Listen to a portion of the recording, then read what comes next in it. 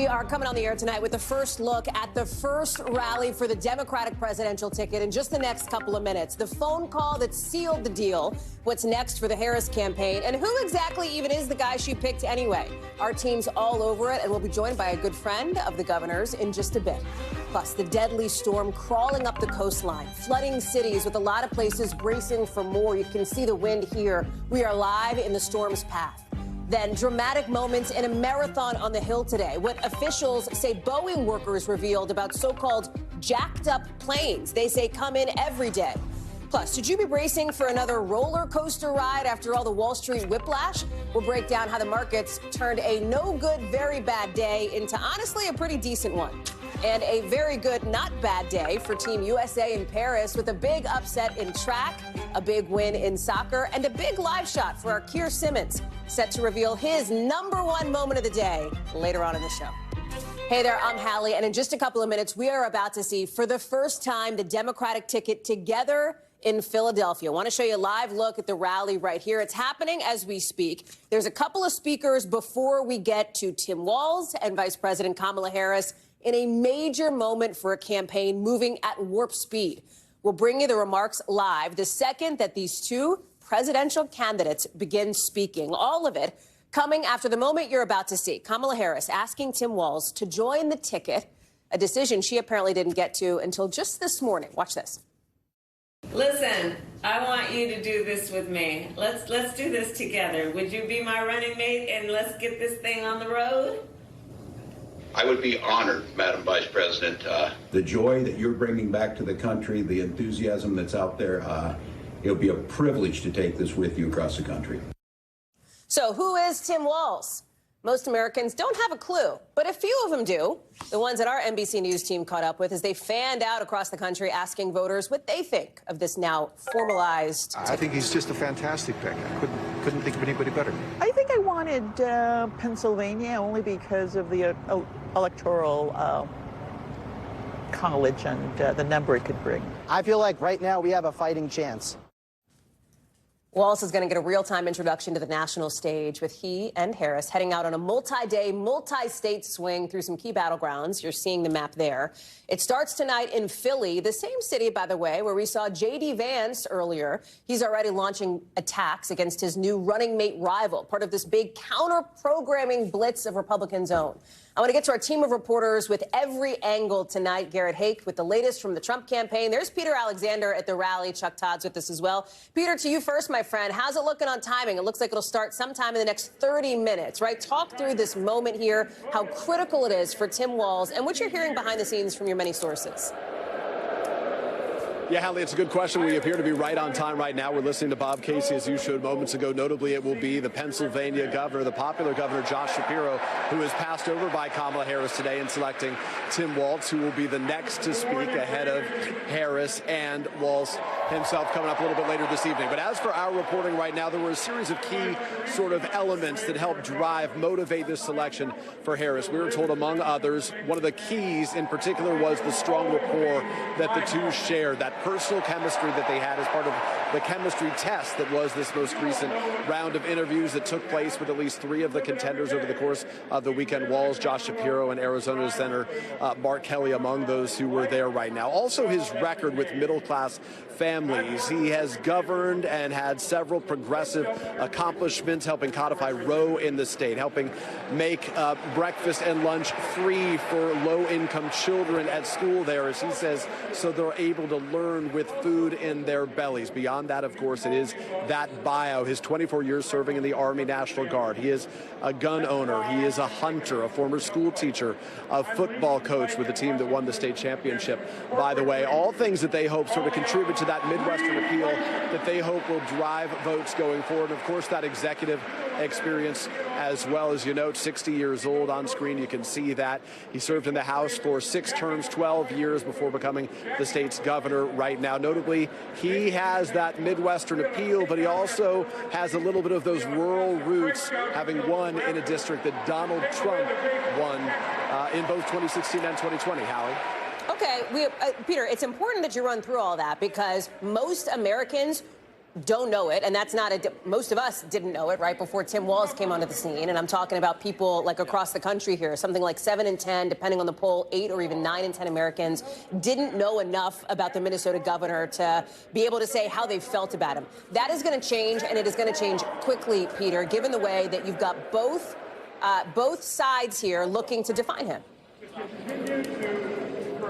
Well, Hallie, you're right. I mean, that's why the next 90 days until Election Day are really going to be an effort to help define the vice presidential candidates, but also those at the top of the ticket. Kamala Harris, the Trump campaign, trying to find out the best way to try to communicate a message about her. Again, today we heard from them criticizing both her and Walz as a liberal duo, the most far-left duo, Donald Trump said, in the country's history, he warned. They said he is a dangerously liberal extremist of Walz today. But notably, it's Walz who, among the key sort of drivers in the selection of him, has come up with that phrase weird in describing both Donald Trump and J.D. Vance, not Republicans, in a way that really broke through. It became viral for a couple of weeks. That's certainly one thing that caught the eyes of Kamala Harris and her vetting team right now, and they believe he is a very effective messenger that can drive a message home when he's on the road over the course of the next several weeks. Real quick, Peter, why Philly for this rally?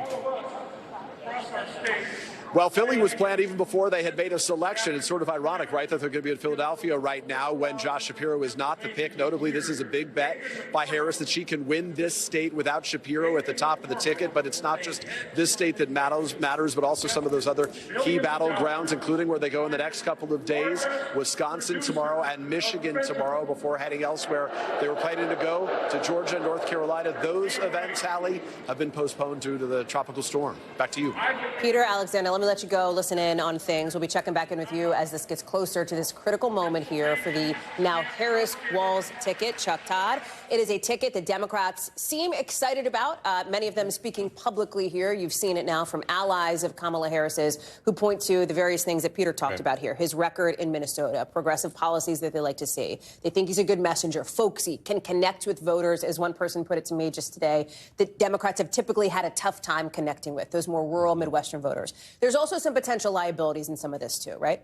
Look, there is. I mean, look, I understand if you look at it this way, she became party leader 2 weeks ago, right? She has a convention coming up in 2 weeks. And if you told me she was concerned about creating fissures within the party, and that's why she didn't pick Shapiro or Kelly, because both of them might have invited, some protests within the Democratic convention on Gaza, or maybe some protests by teachers over school vouchers. Labor groups who are upset. With Walz, you're not going to get any of that, right? Within the Democratic family, he checks every box. Does Walz bring in a new voter, right? Does Walz bring in a voter that Kamala Harris wasn't already predisposed to get? And look, his job is to go get those voters. Does he have that same track record? Josh Shapiro had a stronger track record doing that. Arguably, Mark Kelly had a stronger track record doing that. So I think, and then, do they want to have, it's interesting. All three of the finalists had sort of one thing that would quickly be pointed out as sort of a proof of their political skill. With Mark Kelly, it would have been the fact that he was critical of the border policies and all this stuff. With Josh Shapiro, maybe it would have been the I-95. Look at how he handled that moment in crisis. With Tim Walz, it's going to be George Floyd and everything that broke out there. Is that something the Harris campaign wants to have relitigated in presidential politics? We know the Trump campaign wants to do that. It's the one thing they think is a negative with swing voters that they think can stick. We'll see if it does. I mean, I'm also of the mindset that we're all a Twitter right now over the VP pick, and in 2 weeks, it's back to reality. It's Harris or Trump. And Vance and Walz are just sort of a sideshow. Your controversial take, does anybody really care about the VP? Yeah. You seem to think maybe not ultimately, so much, right. I think that's why to me, they can do a lot of harm. I think Vance is doing real harm to Trump right now.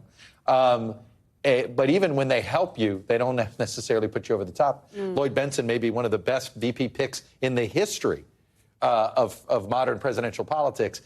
And Michael Dukakis, I don't think, broke 100 electoral votes. I want you to hold that thought for 1 second, because I want to get back to something that you just talked about here as it relates to how can Walz help the Harris ticket. Because the Trump campaign, Garrett Haake, you know this well, thinks that there are opportunities for them to create space and divisions inside the Democratic Party. As we're taking a look here, it looks like I think that's Senator Casey still on stage there in Philly, as we are waiting for this rally to begin with Governor Walz and Vice President Harris. And you're seeing almost immediately, Garrett, clearly the Trump campaign was ready for the possibility of a Walz pick because they came out quick and they came out hot.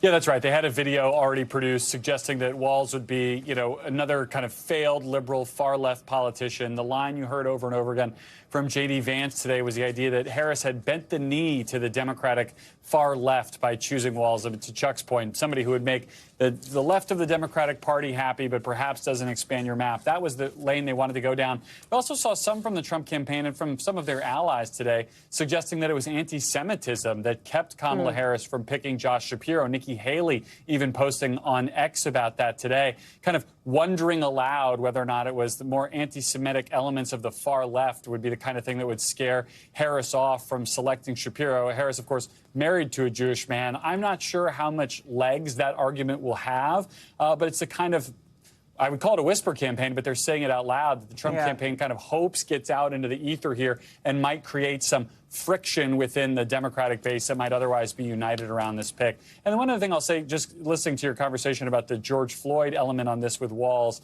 I think that's very much an issue that the Trump campaign would like to relitigate, would like to bring back up. You heard that again also from Vance today, who seemed quite proud of a line he had about the idea that Walz oversaw what were the riots in Minneapolis, and that Harris was then responsible for bailing out some of those people with the much maligned, bail fund that was sort of a part of that discussion. The only thing I'll say to that is that was summer of 2020. We had an election about all of those issues. I'm not sure that that's the kind of thing that's suddenly going to be more potent now, 4 years later, than it was in the last election when it was still fresh in the minds of every American.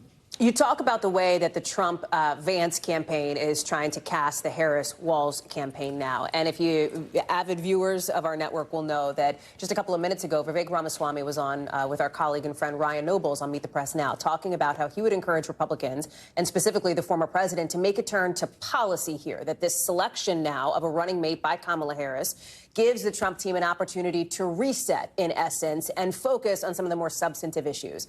That may be what Vivek Ramaswamy, of course, a close Trump ally, wants to see. It is not what we have seen from the former president, even just in the last hour or so, Garrett.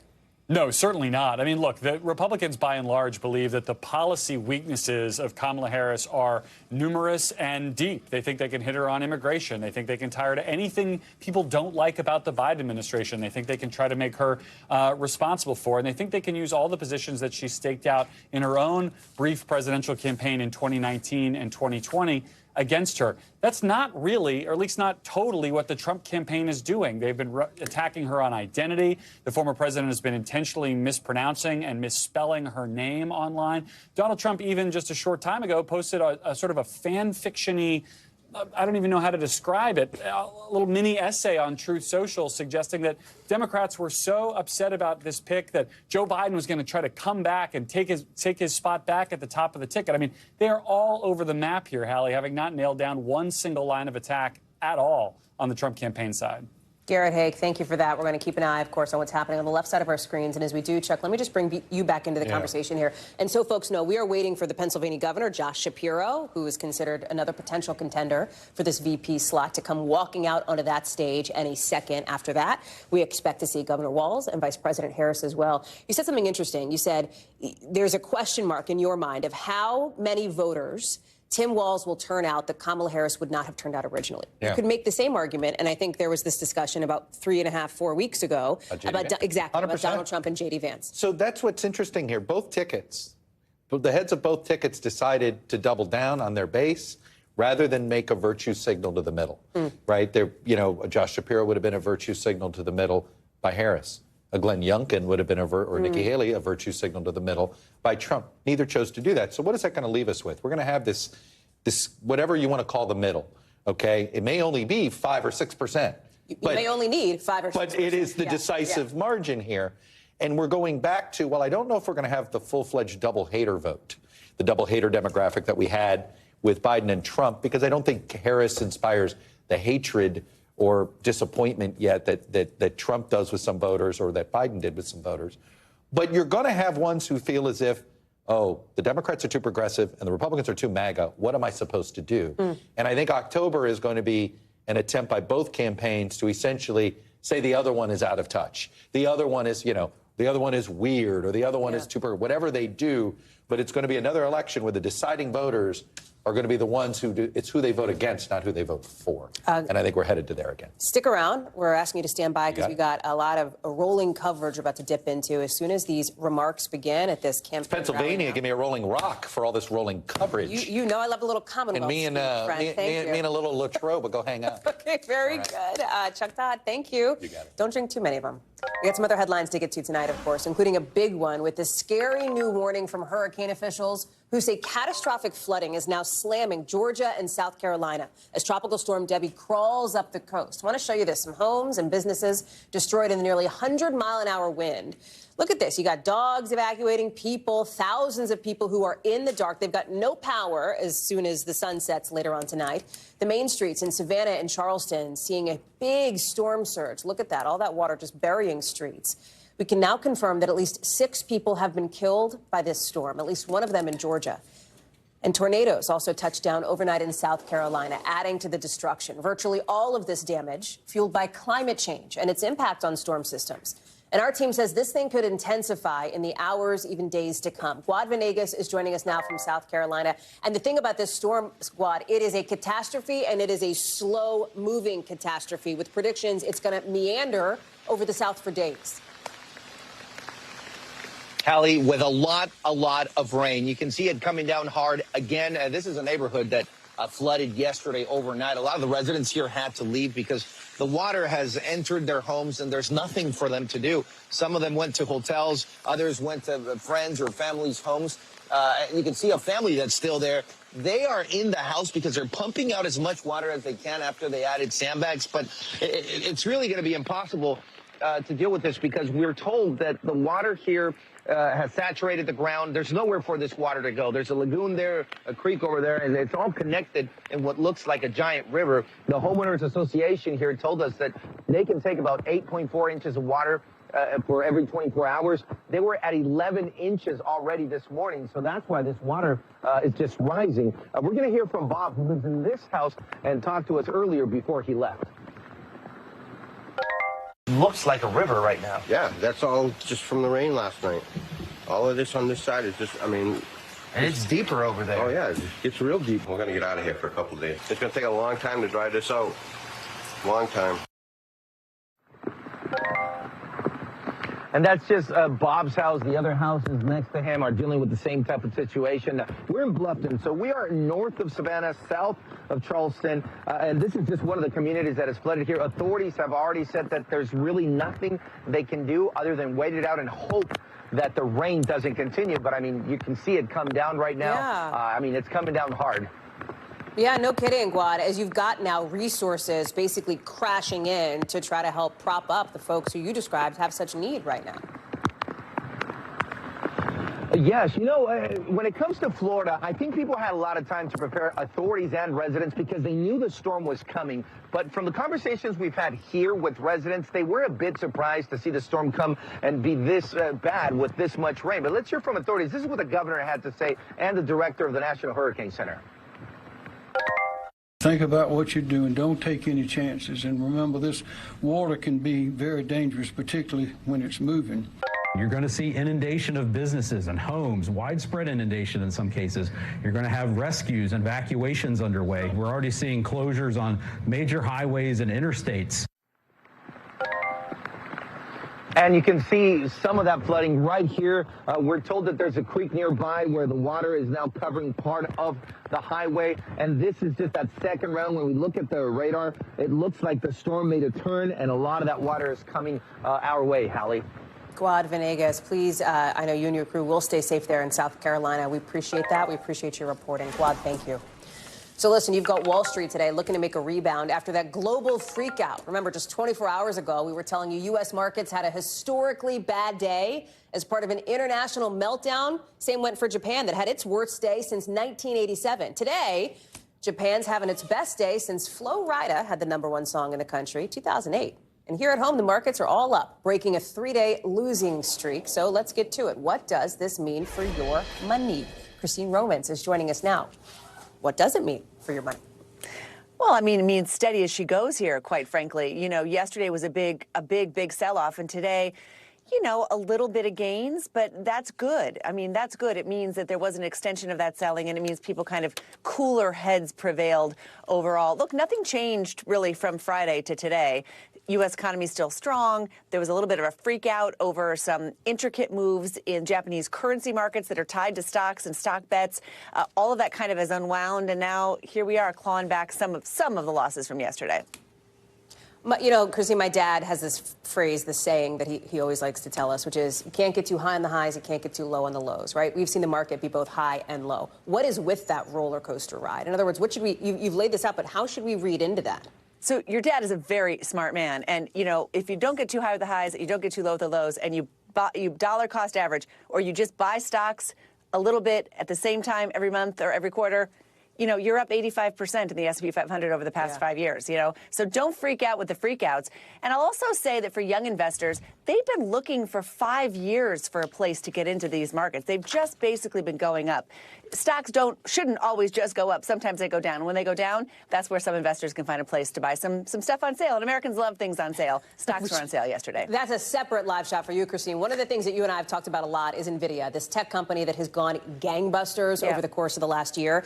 It's part of, I think, this set of stocks called the Magnificent Seven, so-called, these tech stocks. Explain them and how much they're driving some of what we're seeing.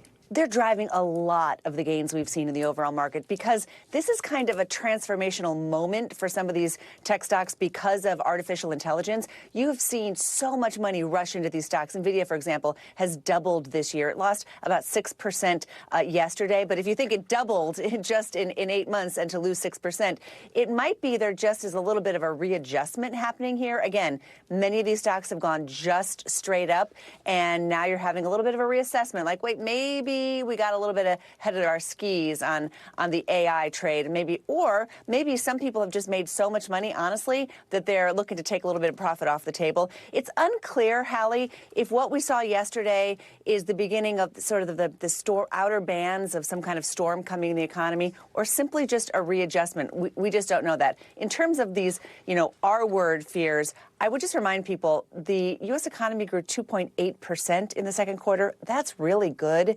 4.3% unemployment rate while rising. That's still historically very good. And the consumer is still very, very strong. So this is a solid economy. It's just cooling a little bit.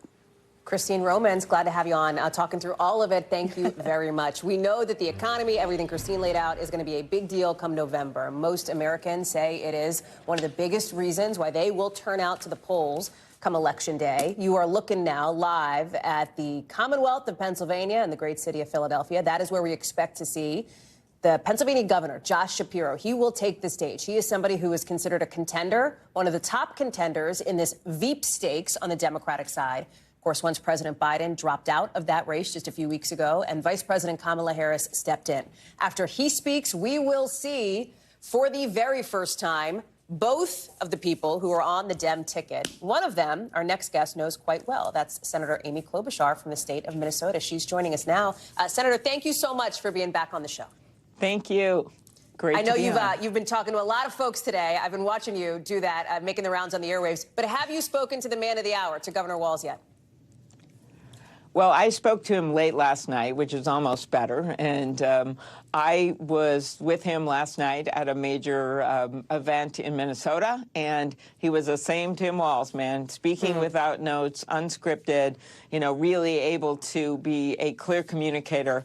And I think what people are going to see tonight at the rally, and what I've known for so long, is this is a guy from a small town. This is a guy that grew up with no money, signed up for the Army National Guard like a lot of kids do in rural America at age 17, ended up as a high school geography teacher, and then football coach, and then finally ran for Congress. And it was in the middle of the Iraq War and what was happening, and as a veteran, he wanted to speak out.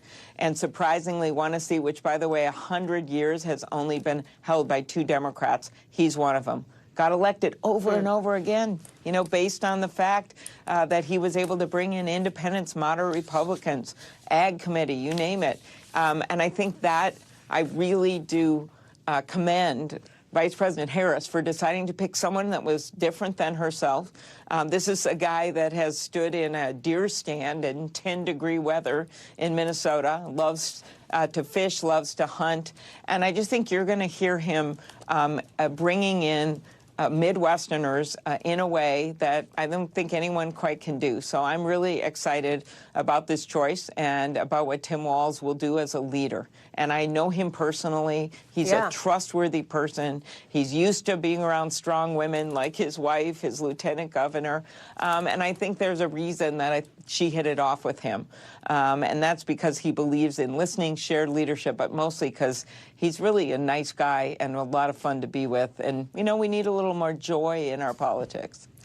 Senator, you talked about how you know him well. Most of America does not. When you look at the polling, anywhere from 70% to maybe as high as 85, 90% of Americans say they just don't have enough information about this guy to be able to make an assessment on him. You just listed a number of attributes there. If there is one thing you want the rest of America to know about Governor Walz, what is it? That he knows how to lead, and he does it with optimism. You know, we have a dark cloud of Donald Trump who just tries to divide people. Tim Walz is the opposite. In his red plaid shirt, he runs on unity. He calls it One Minnesota and bringing people together. That is the most important thing to know about Tim Walz. In addition to the fact that it was my in-laws that brought over a chicken Parmesan dinner when his son Gus was born in the middle of the campaign, and they couldn't do everything at once, and my mother-in-law went over, decorated the house with that chicken Parmesan dinner. In her 80s, she remembered exactly what it was. Oh, man. Nothing like a chicken parm when you're on maternity or paternity leave, I'm sure. Senator, let me ask you about some of the criticism, of course, that the governor's been getting. There's been some renewed criticism for his handling of the 2020 protests after George Floyd's murder. As you know, accusations that he was too slow to activate the National Guard in your state. So, Senator, in your view, did the governor do enough quickly enough after those protests erupted? First of all, the governor was there and made sure that the tragic murder of George Floyd was prosecuted. Secondly, the governor, with giving some grief, called in the National Guard when he was asked to do so. He called in the National Guard, and it made a major difference after some incredibly violent riots with burning of buildings. It was an atrocious scene. Peaceful protesting is one thing, but as the governor knew, these violent riots were another. Calls in the National Guard. Things got calmed down. Most of those places have rebuilt. It was a very difficult time. It's not easy being a leader. You don't just pick your portfolio of what comes in your door, and the governor led.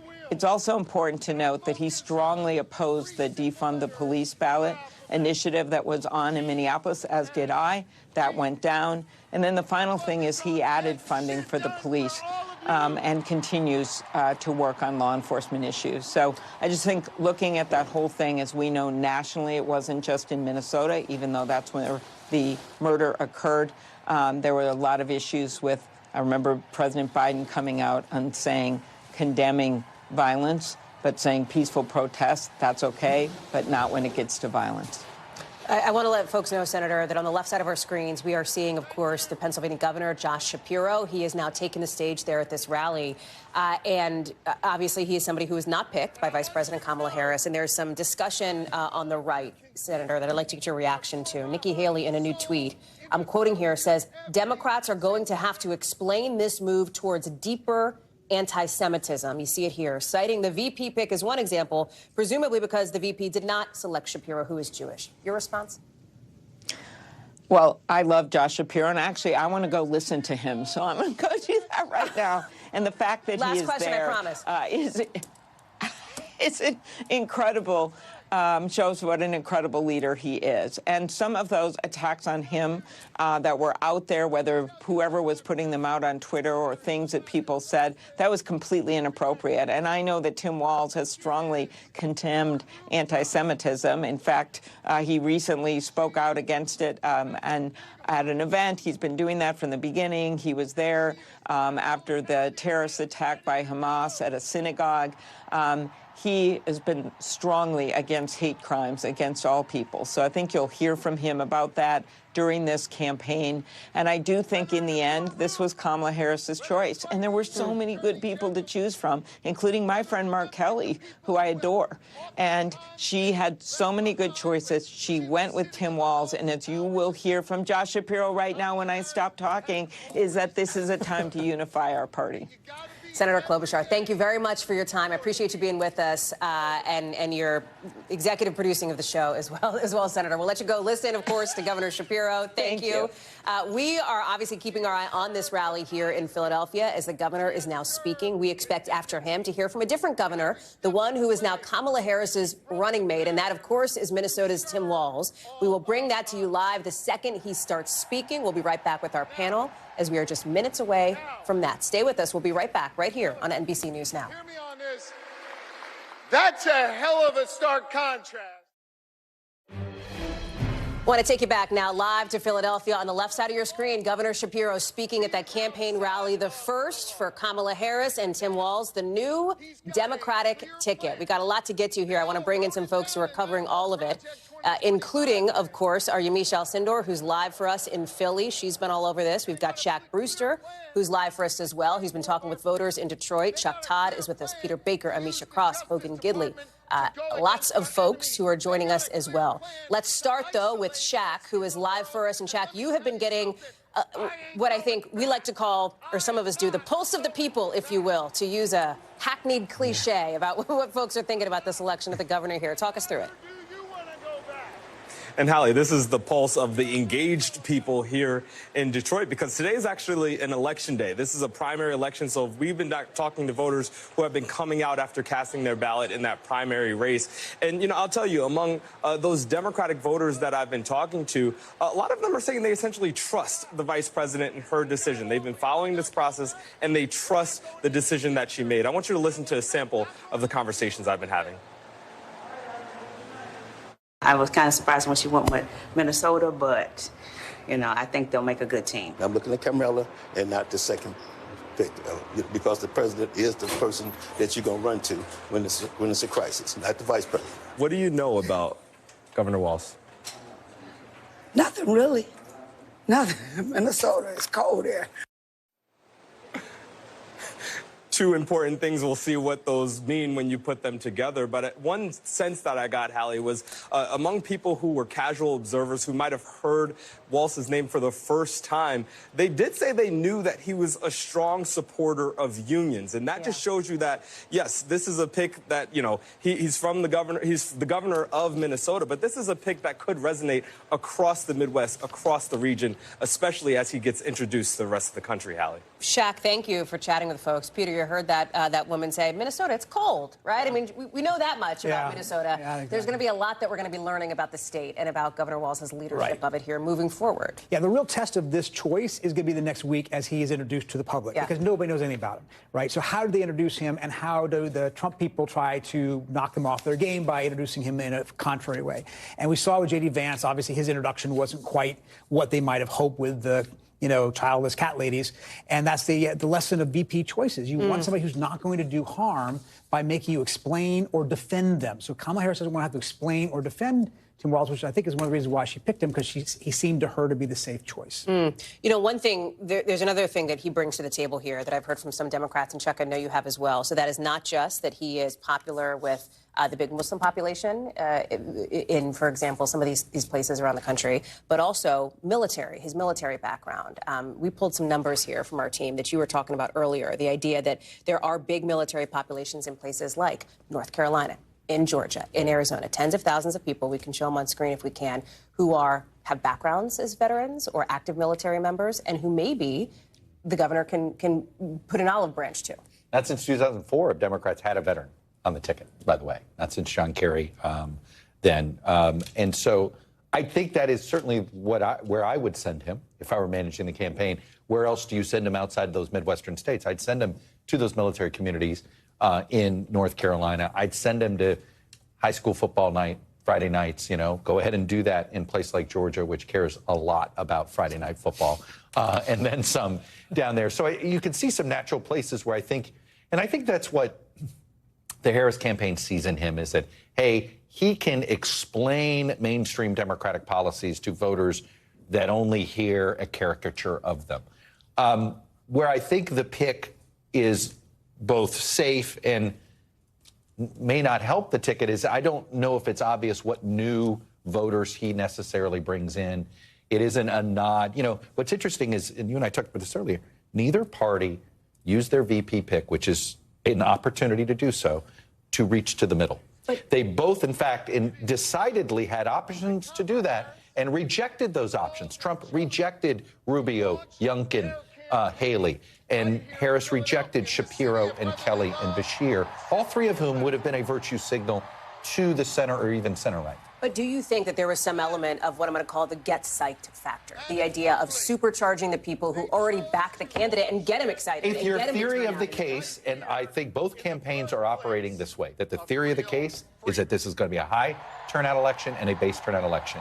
And look, there is a divide among strategists in both parties about persuasion versus turnout, right? Which kind of election is it? Obviously, it's both if you're doing it right. At the end of the day, even if the middle is only 5% of the electorate, it's still going to be the 5% that decides who wins. There's persuasion, and what they're going to do now is both have to negatively persuade. They're both going to be making the argument that the other side is too out of touch, and you're going to have to hold your nose and vote for our team. I see you scribbling in your little notebook, Hogan. What's up? I'm always scribbling in my notebook here, taking notes from the two brilliant men here to my left. Obviously, you'll say some brilliant things as well, so I have to take even more notes. This is so interesting on so many levels for me. As you said, they clearly rejected the politically expedient pick to try and go after Pennsylvania. Minnesota is not a battleground state. It has not been a battleground Correct. state. I think it is battleground-ish. It's fool's gold for Republicans. It is fool's gold for us and has been for a long time. We spend a lot of time and money there. We never win it, so whatever. Take it off the table. I don't care about Minnesota. Really excited to hear that. And that's fine. Now, the campaign may spend some money there, and they may think they can try to take it from them. That's fine. But interestingly enough, you mentioned that the Kamala Harris at the top of the ticket is who people are going to be voting for. Donald Trump is at the top of the ticket. That's who they're going to be voting for. But the reason Kamala Harris won't have to answer for anything Tim Walz has done is because she agrees with all of his policies. They are both the most radical ticket in Democrat political history, and she is extremely less likable than Joe Biden ever was. So the battle from now until November is going to be over the policies and highlighting the policies we would deem radical to the majority of the American people, like open borders, for example, like defunding the police, bad economic policy, et cetera. That's what the fight will be over. And so this whole thing about the newness of him is great, and they did the whole thing with J.D. Vance, but they're not at the top of the ticket. This will still come down to Kamala Harris and Donald Trump. I mean, you talk about, though, pushing policies on the Republican side. You may say that. Those close to the former president may say that. Go look at the former president's Truth Social page from the last couple hours. That is a question mark as to whether or not he actually takes up that campaign strategy and moves forward with it. One of the things, not policy, but let's call it personality, that's become a factor is this idea. Remember, you know this, Governor Walz is the one who came out, I think it was about a week and a half ago, and issued the sort of weirdo insult that has become now a rallying cry for Democrats against the Republican ticket. You actually just heard it. We weren't listening to it, but my team was. Josh Shapiro just deployed that on stage again, saying J.D. Vance is a weirdo. I mean, this is something where I think it speaks to what Democrats see, the possibility that Governor Walz can be an effective messenger on behalf of Democrats here in the show. Exactly. I think that Governor Walz changed the communication strategy. Democrats, quite frankly, can be heady sometimes. They can utilize language that is not necessarily easily accessible, that folks do not understand on the ground. He was able to use a word that all of us have used since middle school to be able to describe policies that are not only not lockstep with the American public, but are also really quite offensive, particularly to women who are childless either by choice or because they fundamentally have reproductive issues, and individuals who, quite frankly, don't want to be locked into marriages where they're being abused. This is a man who has said several things that really turned off a very large swath of the demographic. And I feel like for Governor Walz, he was able to, in one word, pretty much turn the communication side of the Harris campaign on its head, and it was extremely effective. Somebody else who Democrats think can be effective is Governor Shapiro. We're going to listen in now to the end of his remarks here. I just want to let people know that after that, we expect to see Governor Walz and Kamala Harris, Vice President Harris, come out on stage together for the first time. We'll be taking that live the second that it happens. Let's listen in for just a couple of minutes here. The reason I'm more optimistic than ever before is because of all of you. And because of what a band of patriots started here in our taverns and our town squares and at Independence Hall just a couple miles from here nearly 2.5 centuries ago. You see, they came together. They came together to declare our independence from a king, and we're not going back to a king.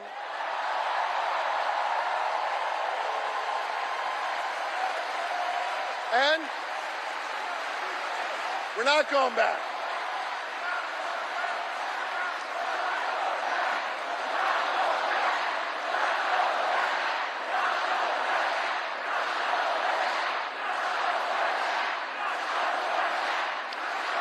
And when they declared that independence from a king, they came together and they said, we are going to form a union. And over the last 248 years, the reason why I'm optimistic, the reason why I'm hopeful, is because as we've written this American story over the last 2.5 centuries, it's been ordinary Americans taking up the baton from those patriots and saying, we're going to do extraordinary things. Octavius Catto understood that responsibility. Cecil B. Moore understood that responsibility. Gen Z, when they're organized and on TikTok, understand that responsibility. And I'm optimistic today because the task of perfecting our union, the task of defending our fundamental freedoms, it now falls to all of you. To freedom-loving Americans all across this great country, and to the good people of the Commonwealth of Pennsylvania who will decide this next election and understand our unique responsibility.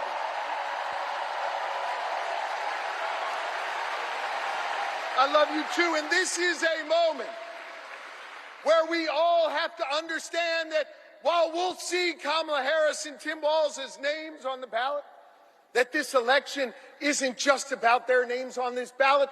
This election is about all of you. And whether or not you're willing to do this hard work to fight for our freedom, whether or not you're willing to do this hard work that started here 248 years ago.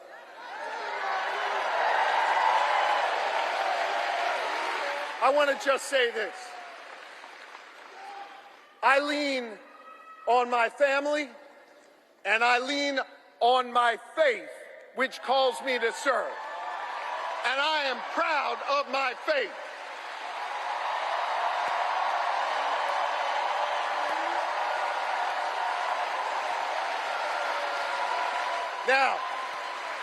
Now hear me. I'm not here to preach at y'all, but I want to tell you what my faith teaches me.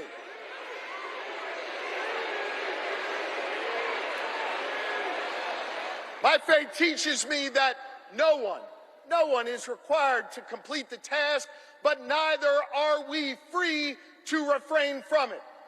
That means that each of us has a responsibility to get off the sidelines, to get in the game, and to do our part. Are you ready to do your part? Are you ready to form a more perfect union? Are you ready to build an America where no matter what you look like, where you come from, who you love or who you pray to, that this will be a place for you? And are you ready to look the next President of the United States in the eye and say, hello, Madam President? I am too, so let's get to work.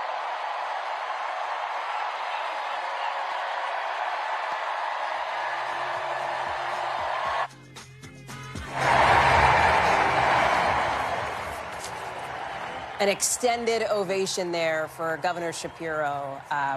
From what we know, based on our reporting, right up there as a top contender to become Kamala Harris's running mate. But of course, we now know that That pick, as we learned today, went to Minnesota Governor Tim Walz instead. I'm sitting here with Amisha Cross, Peter Baker, Chuck Todd.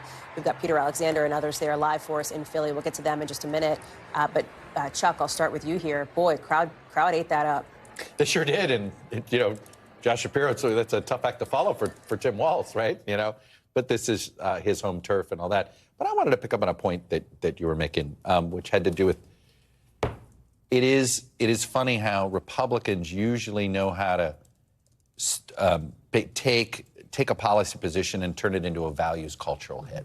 And I think that is what Harris sees in Walz, that Walz can do what Republicans have done so well. It goes all the way back. This was the genius of Roger Ailes as a media consultant. This is what he got Republicans to do. This is how George H.W. Bush turned his campaign around against a Michael Dukakis, because Dukakis was too heady, using your word, in trying to explain everything versus the sort of the gut patriotic hits. And that, if Walz can do that, that would be if it somehow permeates in a way, that would be impressive, because it is sort of the demerit of Democrats, which is they're like, well, if we just explained it better, people would be for us. And it's like, no, sometimes it's more of a cultural gut. Yeah. But I think also what you see in that rally is, Hallie, your point about the energizer factor, right?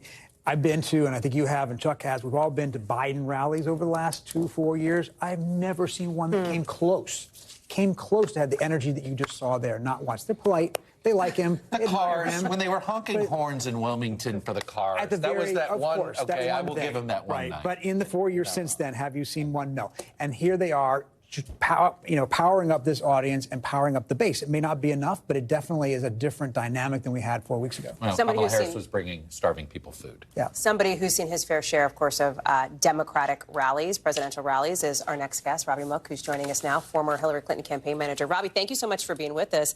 Got to get your take on what you're watching unfold in the last few minutes and over the course of the last, let's say, 8-10 hours here. Yeah, well, thanks for having me. I mean, it's obviously a very exciting time. I think the story of the last few weeks for Democrats has just been a lot of pent-up energy, a lot of pent-up excitement. We saw that with Vice President Harris becoming the presumptive nominee, and I think we're seeing that today with Tim Walz. One, we were talking about different statistics related to Tim Walz. One I'll point out is in 2016, Donald Trump won his district by almost 15 points, and he won re-election despite that. So I don't think this is a base play at all. I think this is a I think this is a play, to all of the U.S. and to expanding the map. And I think, you showed the numbers up there. People don't really know Tim Walz, but I think the more they learn, the more they're going to like him. Let's get into the sort of strategy weeds just for a second here, because there's been a lot of discussion about that I think I've heard today. I'm sure you have as well. The idea that the state that they're in now, the Commonwealth of Pennsylvania, of course, is so critical, and that Governor Shapiro could have really helped in that state, potentially. There's also been some reporting that suggests that perhaps Governor Shapiro's ambitions is ultimately what contributed to him not getting this election. I wonder how you see that, given, of course, we just saw the governor speak. He's popular in that state and clearly has his eye towards the future. I'm sorry, that he wasn't picked, or I'm sorry? The idea that his ambition, that perhaps he was too ambitious. That's right, that he was maybe too ambitious for the Harris campaign's tastes.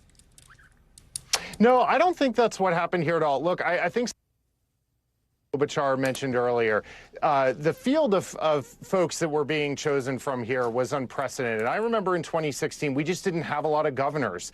And this cycle, not only did we have a lot of governors, but we had a lot of governors in battleground states. I think he would have been a great choice. I think Mark Hallie would have been a great choice. I think at the end of the day, this really comes down to chemistry. And so I think that's what the vice president picked. But look, I think, that might have been future Secretary Shapiro we saw out there. Part of a secret benefit of being vetted as a vice presidential candidate is they give you a really close look. So when it comes time to think about people to appoint to a cabinet, a lot of that work's already done. So I think there's a bright future for everybody who was looked at. And I don't think any of them, look too ambitious. I give Tim Walz credit. He came from behind on this. I don't think he was on the top of the list. I don't think he was among the names we were saying that were likely. And he worked his way in, into that top tier. And his name is now right up there, right underneath, of course, Kamala Harris, as we're looking at that Harris-Walz sign that is up there in Philly. It has drawn some comparisons today, Robbie, to the Clinton-Kaine ticket. Do you think that's an apt comparison, a fair one? Well, I think these are completely different campaigns. I mean, first and foremost, this compressed timetable, this is the greatest thing that could ever happen to a candidate. You know, we were running for, what, 18 months or something? She's running for like 3 or 4. And I cannot say how amazing that would have been for all involved. But she's also coming into that 3-day campaign with a campaign that has been built, galvanized, really through some tough times. I mean, that was truly a crucible in July. So great team, short timetable, she's rested. And Tim Kaine was a great vice presidential candidate. You all were discussing earlier, you want to do no harm. Tim Kaine was fantastic, worked hard on the trail, answered the tough questions, was able to be an attack dog. And I think Walz is going to be the same way. I don't think we're going to be talking about, you know, controversial comments that he's making about cat ladies. I think we're going to see him out there appealing across to a broad spectrum of Americans. Real quick, Robbie, he does seem to have, Governor Walz here, more of a lock on maybe like the meme people. You know what I mean? Like you got Kamala as Brat, you got the, you know, whatever, coconut situation happening. You've also got the Midwestern princess nod to Chapel Roan that you're seeing from some on the left as it relates to Governor Walz. How do you think that plays? I mean, is that just like an extremely online thing that maybe the Harris camp is paying attention to? Do you think that's real excitement and enthusiasm? What's your sense? I'll tell you, a challenge we had on the Clinton campaign, and Biden had the same challenge. The internet wasn't necessarily a welcoming space to show support. And I have to say, in part because of what Walz did, the internet has been incredibly kind and welcoming to Harris, now to Walz. This is a huge advantage when it comes to things like fundraising, organizing, getting out the vote. It's honestly one of the things that really stood out to me in the first, frankly, hours of this campaign was how forcefully people were expressing their support online through memes. So yes, that's a certain community, but that's a really important community to have enthused. And they provide a permission structure for a wider audience to get excited about both candidates. So it sounds like what you're saying is maybe the internet is actually a little bit real life. It is, but it's also, said this 10 years, the most important organizing space in politics now. Okay. And so that's really critical. Robbie, thank you so much for joining us. I know you got a busy night. I appreciate you sneaking us in. Thank you. We are waiting, of course, to see the governor, to see the vice president. And as we do, we are getting our first look now at what they both may say as they take the stage. We're getting some excerpts now from the campaign. Aaron Gilchrist has his hands on those. Aaron, what's the expectation here? Well, we're going to hear, as you might expect, the vice president and the governor talk about their relationship, talk about their commonalities, and talk about some of the differences between them that they see as positives. We just got some of what Vice President Harris will say in introducing herself, and then Governor Walz. She's going to say, Coach Walz and I may hail from different corners of this great country, but our values are the same. We both believe in lifting people up, not knocking them down. We both know that the vast majority of us have so much more in common than what separates us. She will go on to say, my promise to you is this: our campaign will reach out to everyone. We're running a campaign on behalf of all Americans. Governor Walz, for his part, is going to talk about how proud he is to be on this ticket with Vice President Harris. He'll talk about some of his background. Obviously, you've talked about with your other guests the reality that he is an unknown commodity in many corners of the country. And so he'll talk about himself a bit, and he'll say Minnesota's strength comes from our values, our commitment to working together, to seeing past our differences, to lending a helping hand. He'll play up those values a little bit more in what he has to say. And then, at least in the excerpts, we don't hear Vice President Harris saying anything about Donald Trump. Governor Walz, though, will, or at least he's expected to, according to these excerpts. He'll say Donald Trump, he sees the world differently. He doesn't know the first thing about service because he's too busy serving himself. And so, Hallie, I think maybe that gives you a bit of an idea of the expectation of what Tim Walz will be as a running mate. There's been this talk about the need for somebody who can be an attack dog on the ticket with Vice President Harris. Governor Walz has not shied away from going after former President Trump. And today we'll hear him at least make that reference again to the former president before they head out to 4 other states the rest of this week, where they'll sort of introduce themselves to these hometown crowds and very likely pursue similar lines of attack, Hallie. Aaron, thank you very much. Of course, as we talk about attacks, we're already seeing that from the other side of the aisle with Vice Presidential Republican nominee J.D. Vance, who's been going after the governor and the vice president in his media appearance, also in Philadelphia, his event today. Garrett Haake has been covering that. And what's interesting, Garrett, is you've also seen, as we talked about with Senator Klobuchar not too long ago, some Republicans, including Nikki Haley, push the idea that, in their view, by not selecting Josh Shapiro as a running mate, the Democrats are revealing some kind of anti-Semitism in the view and in the eyes of some of these Republicans here. You heard Governor Shapiro say, and this was interesting, he said, "I am proud of my faith." He said it calls him to serve. Garrett, talk through that. Yeah, I think that was an important moment in all this, because that may be as close as we hear from Shapiro addressing these complaints directly. I mean, this is something that Republicans have been trying to kind of will into existence really across the length of this campaign, not just related to Shapiro specifically, but think of all the times you've heard Donald Trump say in interviews or post online the idea that he believes Jews who support Democrats are somehow betraying their faith or traitors to their faith. It deals in some pretty significant anti-Semitic tropes. And if I'm about to get cut off here by the vice president, I'll stop talking. But I think Shapiro kind of addressing that, at least to some degree, just to some degree, head on there is an important moment for that argument that, again, Republicans want to have be a thing. And I'll leave it to the vice president and her running mate now. Thank you so much, Garrett Haake. As you see them now for the first time, the Democratic ticket taking the stage together, their first campaign event, their first rally side by side. Kamala Harris, Tim Walz, and Amisha, a moment that's making history for a couple of different reasons.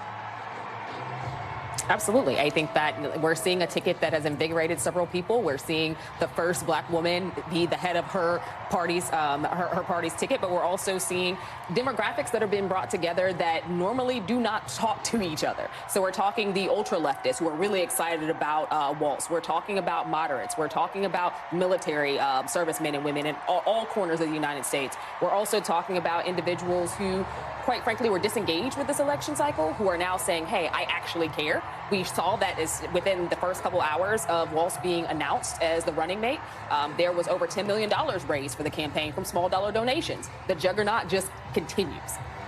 Let's listen in here as Vice President Kamala Harris is preparing to introduce her new running mate, the Democratic vice presidential pick, the person with whom she will share a ticket for at least the next 90-plus days, if not longer, as they are basking in it. They are embracing the applause from a crowd. This crowd in Philly, a standing ovation, an extended ovation for the two of them here, side by side now. And look at Governor Walz. You got to think, man, this is a moment for him, a relative unknown on the national stage. I mean, listen, how many people follow the ins and the outs of the DGA, right? Like, but here he is having this moment. Peter. Yeah, absolutely. He looks like a young senator who's just kind of gotten the call, right? And in fact, I think that's one of the things that makes him striking is that he has the look of a fatherly figure, but the energy of a young. I do believe she picked Joe Biden. Yeah, it's the younger version of it, a generation younger, same disposition. Let's listen in here to the first rally from the Democratic ticket.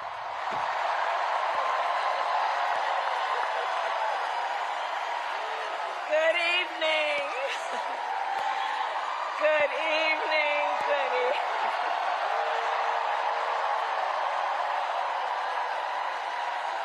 Good evening, everyone. Good evening. Good evening. Oh, it is good to be back in Pennsylvania.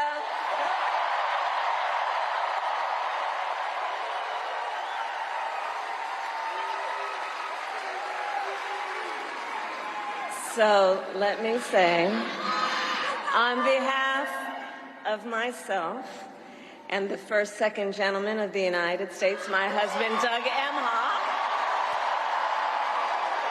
thank you for the warm welcome.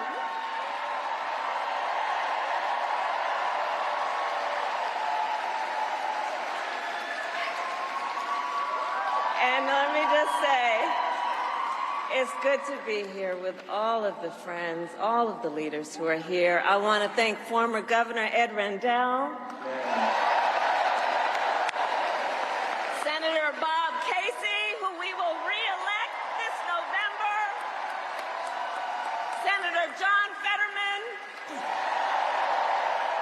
Mayor Sherelle Parker,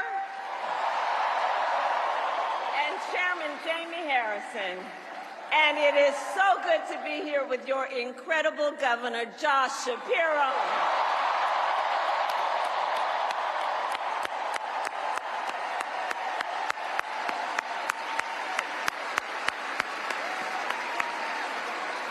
And I will say, Josh is a dear, dear friend and an extraordinary leader. He and I have been spending a lot of time together over the years. And I told Josh, look, I am so invested in our friendship in doing this together, because together with Josh Shapiro, we will win Pennsylvania.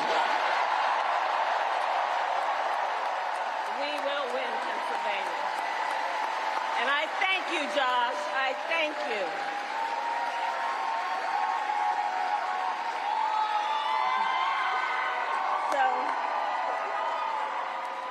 So Philadelphia, I launched my campaign for the President of the United States a mere 2 weeks ago. And it's been a bit of a whirlwind. And just last night, the delegates to the Democratic National Convention finished voting. And so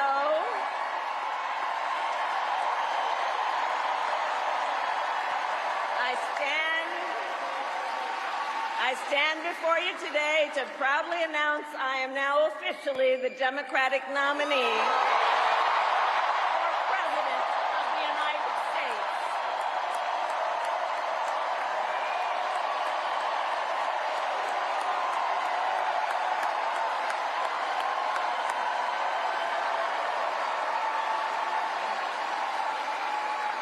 And so now we got some work to do. We need to move to the general election and win that. And to all the friends, listen, we also need to level set.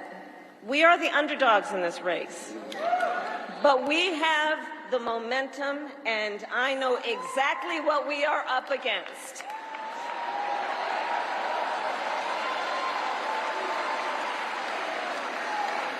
Now, many of you know, before I was elected vice president or elected a United States senator, I was an elected attorney general, and before that, elected district attorney.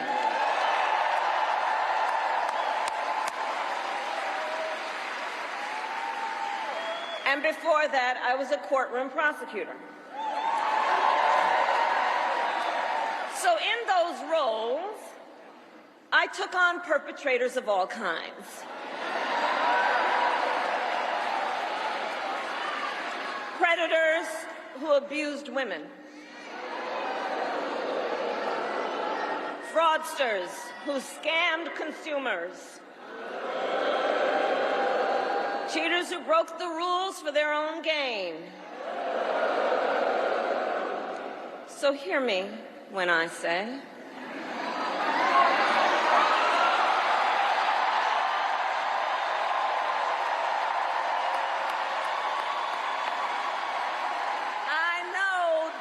Trump's type.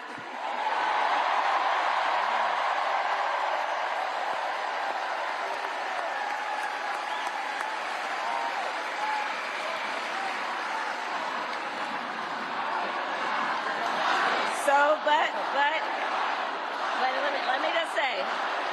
let me say,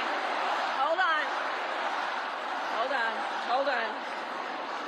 This campaign, our campaign, is not just a fight against Donald Trump. Our campaign, this campaign, is a fight for the future. It's a fight for the future. And Pennsylvania, we fight for a future with affordable housing, affordable health care, affordable child care, paid leave. We Fight for a future where we build a broad-based economy, where every American has the opportunity to own a home, to start a business, and to build wealth.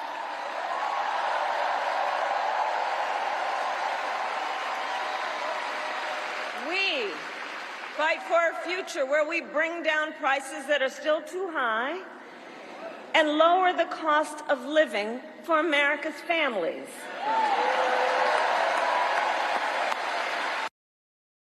That they have a chance not just to get by, but to get ahead.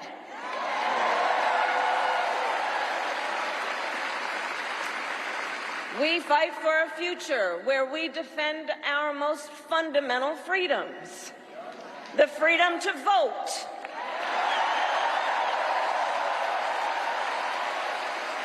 The freedom to be safe from gun violence.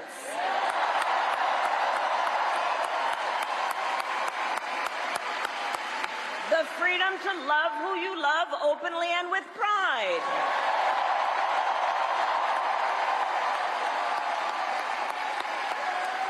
And the freedom of a woman to make decisions about her own body, not having her government tell her what to do.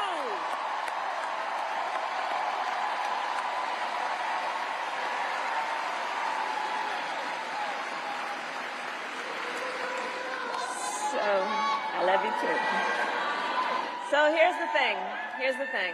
Since the day that I announced my candidacy, I set out to find a partner who can help build this brighter future.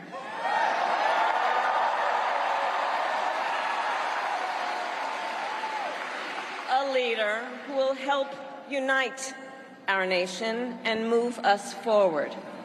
A fighter for the middle class. A patriot who believes, as I do, in the extraordinary promise of America.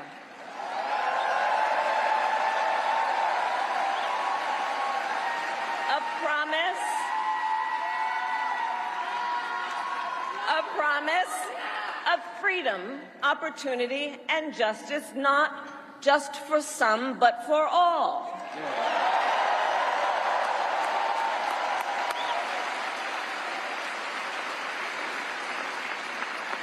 So, Pennsylvania, I'm here today because I found such a leader. Governor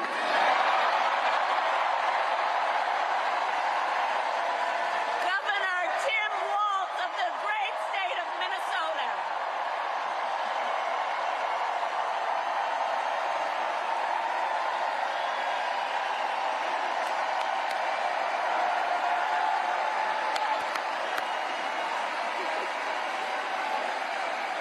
So,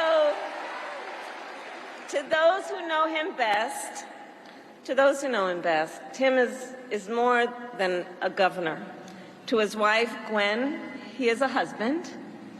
To his kids, Hope and Gus, he is a dad. To his fellow veterans, he is Sergeant Major Walz.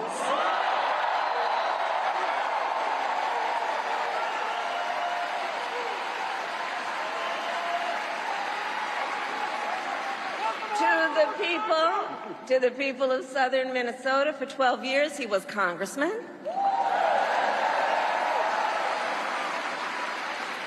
To his former high school students, he was Mr. Walz.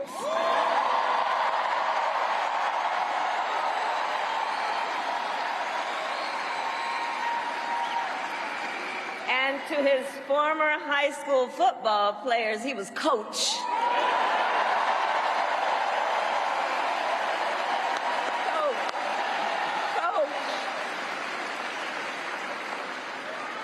And in 91 days,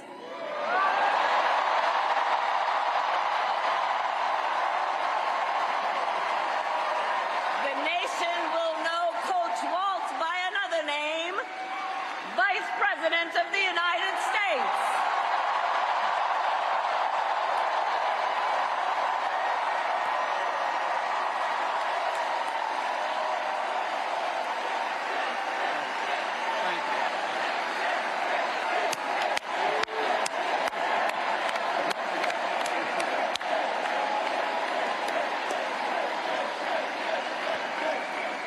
So America, for some folks, they're just getting to know Coach Walz's story. And I'll tell you, he is the proud product of a middle-class family in rural Nebraska. He is a veteran who served our nation in uniform for more than 2 decades as a member of the Army National Guard, and he went to college on the GI Bill.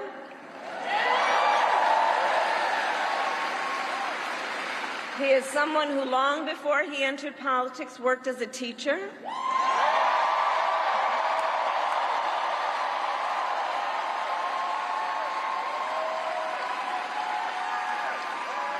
When Coach Walz and his wife Gwen moved from his native Nebraska to Minnesota nearly 30 years ago, they both took jobs at the local high school. Coach Walz taught social studies, Gwen taught English.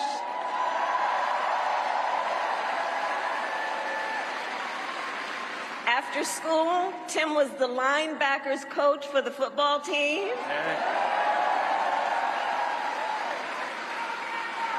Where I've heard the stories about he had a knack for using the game of football to teach life lessons. He saw the potential in kids who sometimes didn't even see it in themselves.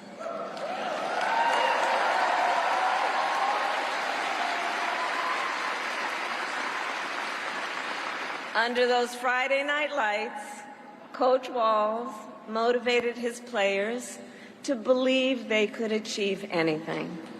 And together, they defied the odds, hear this out, going from a winless record to the school's first ever state championship.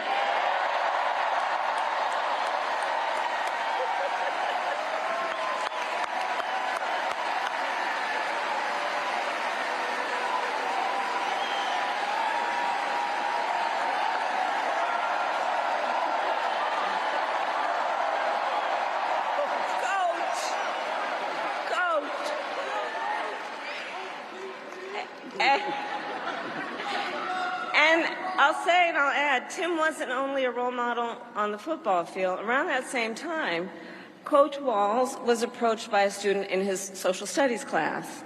The young man was one of the first openly gay students at the school and was hoping to start a gay-straight alliance. At a time when acceptance was difficult to find for LGBTQ students, Tim knew the signal that it would send to have a football coach get involved.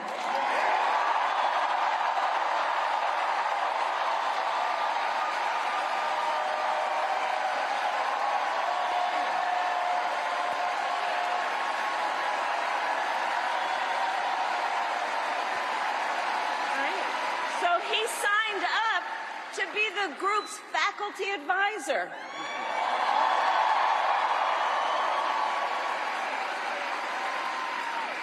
And as students have said, he made the school a safe place for everybody.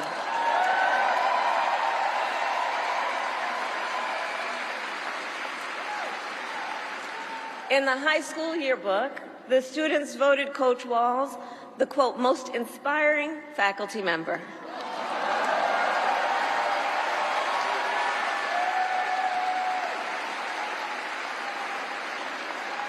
And as I think everyone here can see, Tim Walz was the kind of teacher and mentor that every child in America dreams of having, and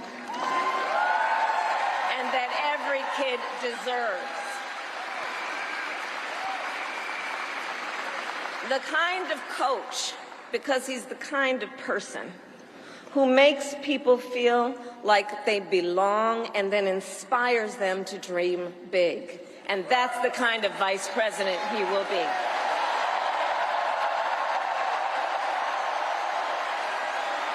And that's the kind of vice president America deserves.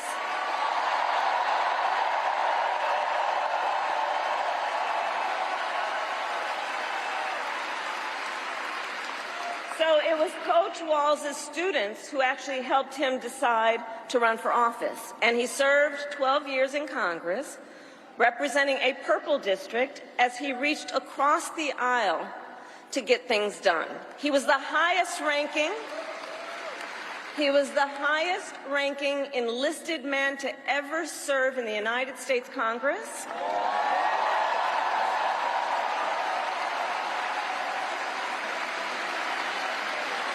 And the top Democrat on the Veterans Committee.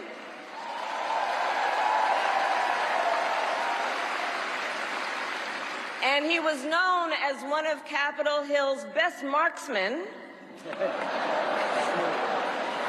winning a bipartisan sharpshooting contest year after year.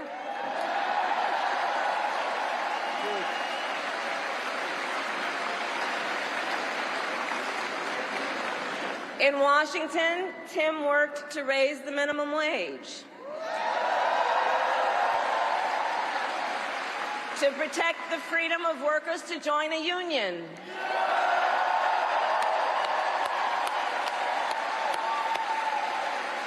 and he cast one of the critical votes to pass the Affordable Care Act.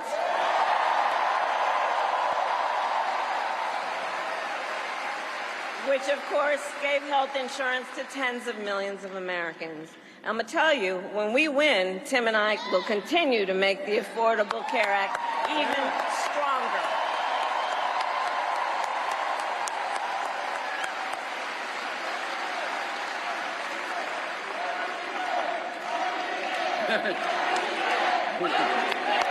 We will win.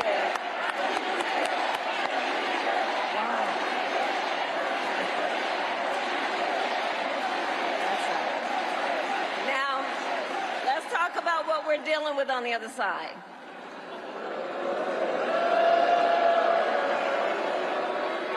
So on that last topic, if Donald Trump gets the chance, he will end the Affordable Care Act and take us back to a time when insurance companies had the power to deny people with pre-existing conditions. You remember what that was like?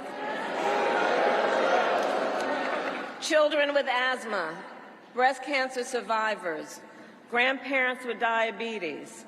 Well, Governor Walz and I will not let that happen.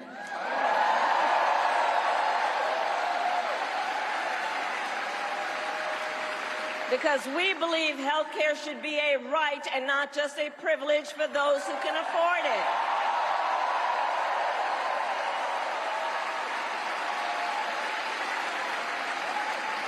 As governor, Tim has continued to fight for working families. He secured paid leave for workers in Minnesota.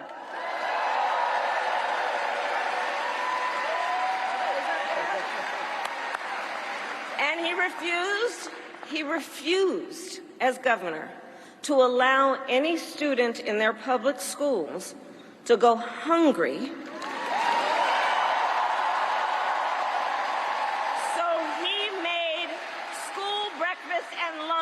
Free for every child.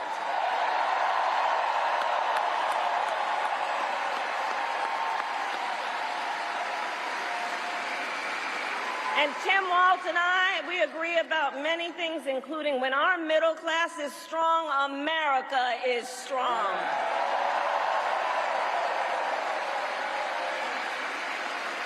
And strengthening the middle class will be my defining goal as I am President of the United States.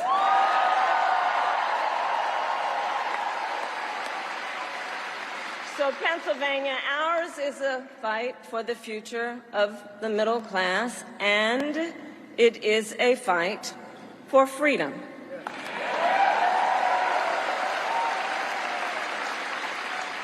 In this moment, we are witnessing a full-on attack against hard-fought, hard-won freedoms and rights.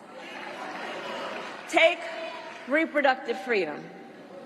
Now think about this. Donald Trump said he wants to punish women. And as a result of his actions, today in America, 1 out of 3 women live in a state with a Trump abortion ban. 1 out of 3. Some of these bans go back to the 1800s. even before women had a right to vote. Think about that. Well, Tim and I have a message for Trump and others who want to turn back the clock on our fundamental freedoms. We're not going back.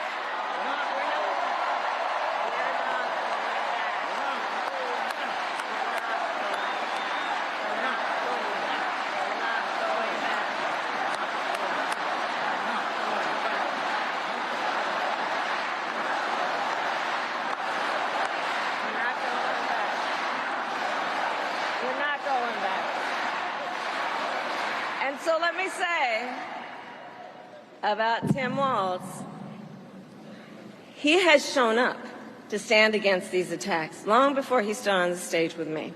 After Roe was overturned, he was the first governor in the country to sign a new law that enshrined reproductive freedom as a fundamental right.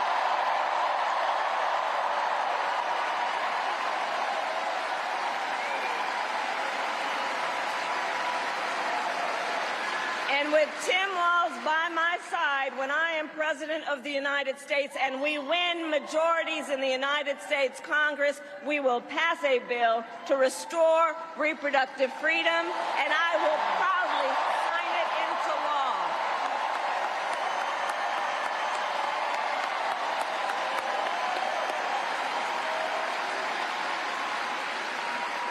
Tim Walz has also defended the sacred freedom to vote. As governor, he signed the most significant expansion of voting rights in Minnesota in over 50 years.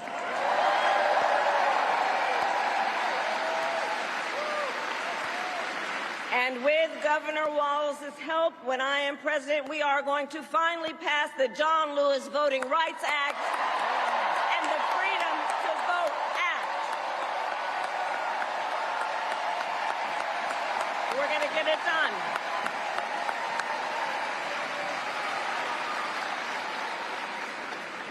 So Tim is a hunter and a gun owner who believes, as the majority of gun owners do, that we need reasonable gun safety laws in America.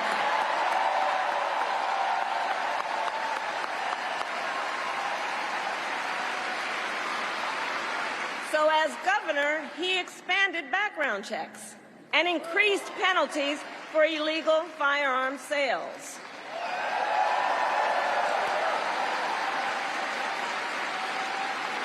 And together, when we win in November, we are finally going to pass universal background checks, red flag laws, and an assault weapons ban.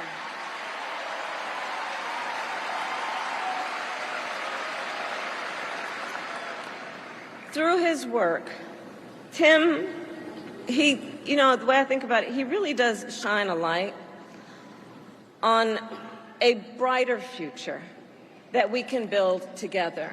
In his state, he has been a model chief executive, and with his experience, I'm telling you, Tim Walz will be ready on day one.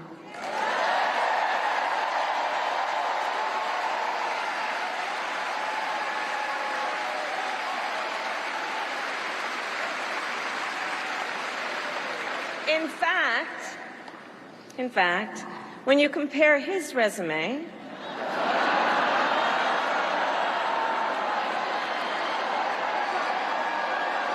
shall we, to Trump's running mate,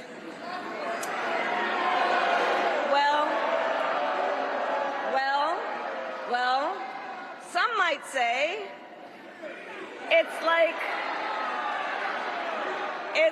a matchup between the varsity team and the JV squad.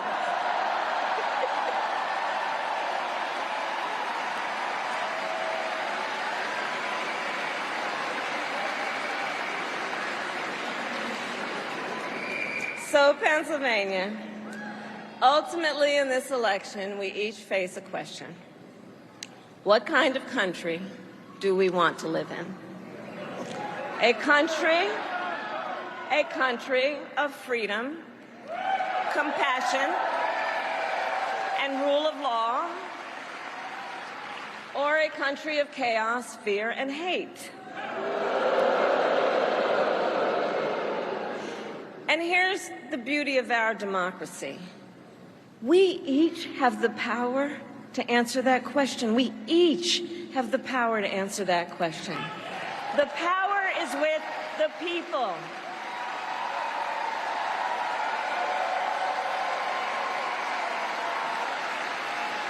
We love our country, and I believe it is the highest form of patriotism to fight for the ideals of our country.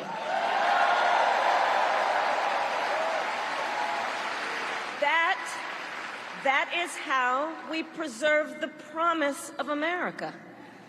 And after all,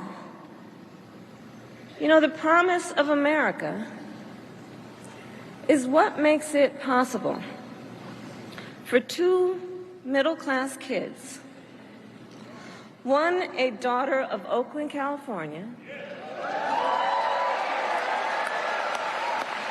who was raised by a working mother, the other, a son of the Nebraska plains who grew up working on a farm.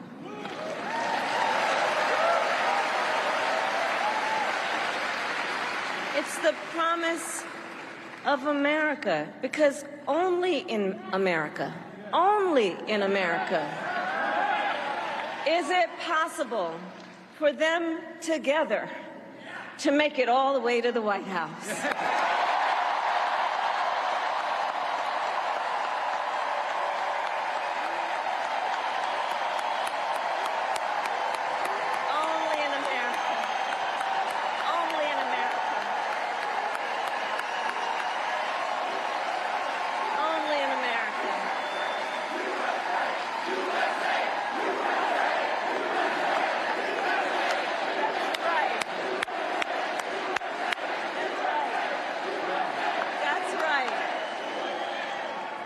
And so Coach Walz and I may hail from different corners of our great country, but our values are the same.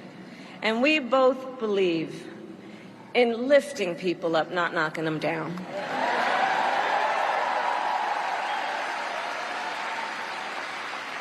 He and I, we both know the vast majority of people in our country have so much more in common than what separates them.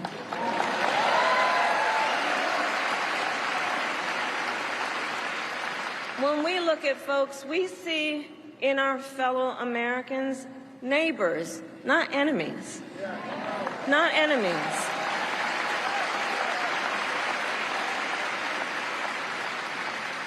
And so my promise to you is this.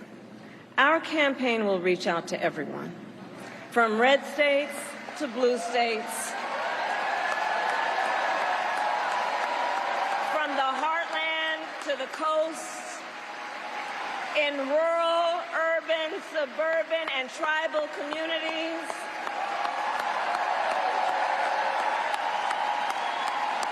We are running a campaign on behalf of all Americans.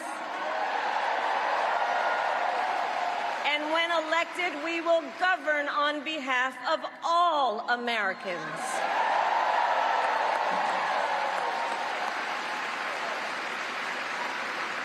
And so, with Tim Walz by my side, and with all of you at our side, let us fight for the promise of our future.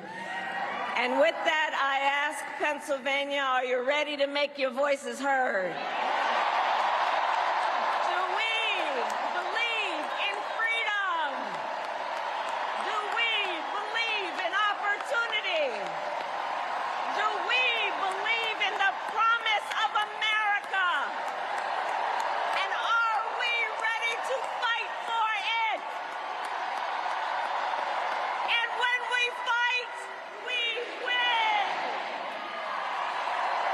And now, welcome the next Vice President of the United States, Tim Walz.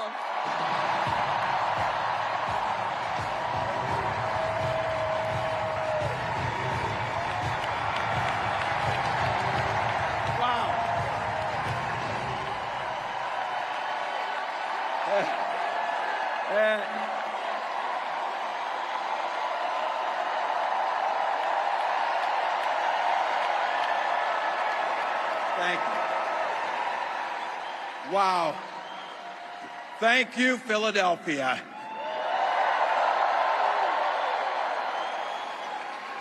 Thank you, Madam Vice President, for the trust you put in me, but maybe more so, thank you for bringing back the joy.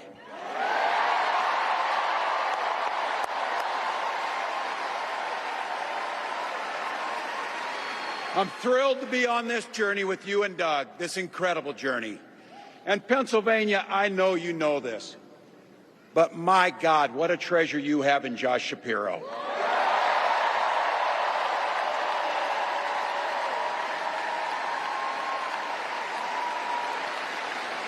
Holy hell, can this guy bring the fire? He can bring the fire. This is a visionary leader. Also, I have to tell you, everybody in America knows when you need a bridge fixed, call that guy.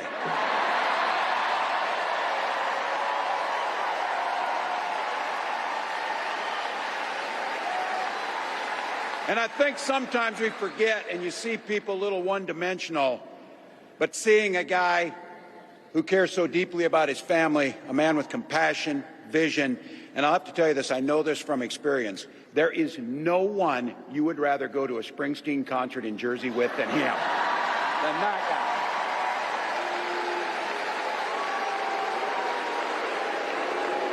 Brooks. And I can't wait for all of you and America to get to know my incredible wife, Gwen, a 29-year public school educator.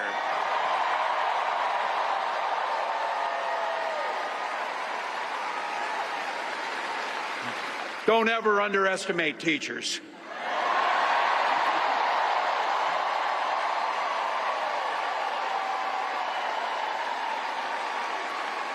And our two beautiful kids, Hope and Gus. I couldn't be prouder to be on this ticket and to help Vice President Harris become what we all know is very, very good for us to think about, next President of the United States of America.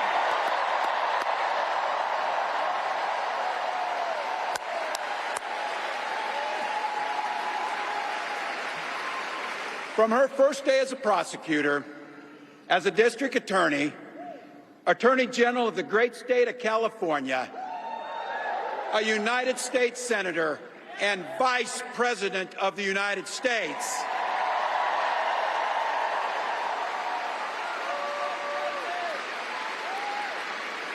Vice President Harris has fought on the side of the American people.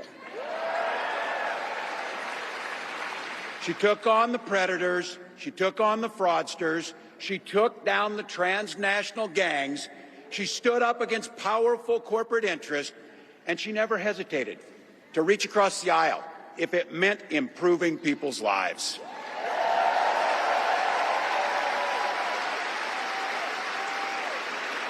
And I want all of you to hold this, and don't ever underestimate the power of this. She does it all with a sense of joy.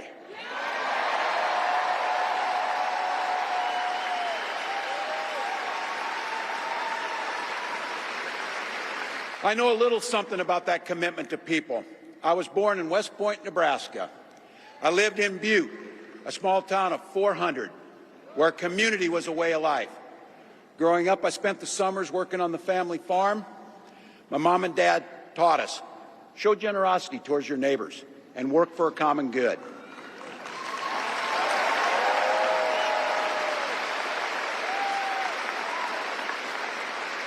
My dad served in the Army during the Korean War. And with his encouragement, at 17, I joined the Army National Guard.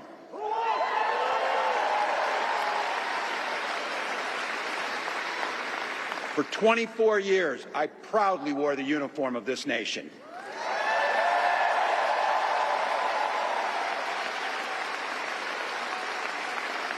The National Guard gave me purpose. It gave me the strength of a shared commitment to something greater than ourselves. And just as it did for my dad and millions of others, the GI Bill gave me a shot at a college education.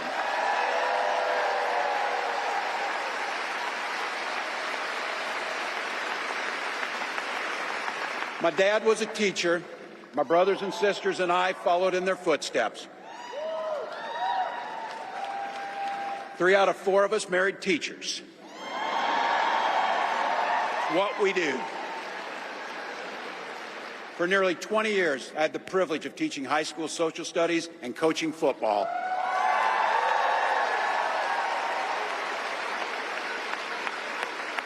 Including winning that state championship. So thank you. Don't ever close the yearbook. Don't ever. But it was my students. They encouraged me to run for office. They saw in me what I was hoping to instill in them, a commitment of common good, a belief that one person can make a difference. So in 2006, I took a leap and I ran for Congress.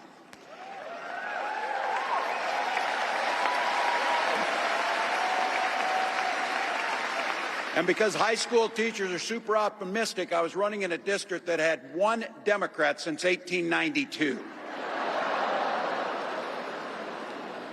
Well, my neighbors graced me with an opportunity to represent them in the United States House of Representatives.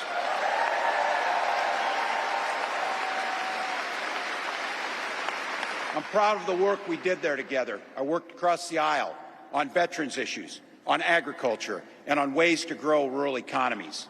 I learned the art of compromise without compromising my values.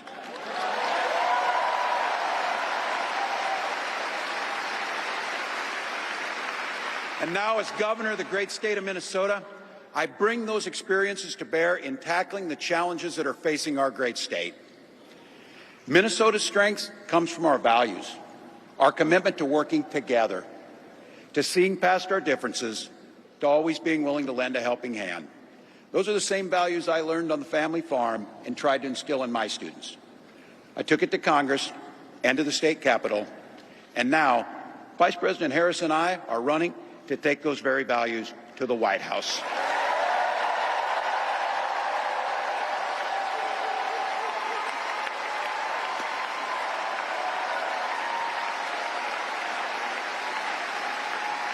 Now, Donald Trump sees the world a little differently than us. First of all, he doesn't know the first thing about service.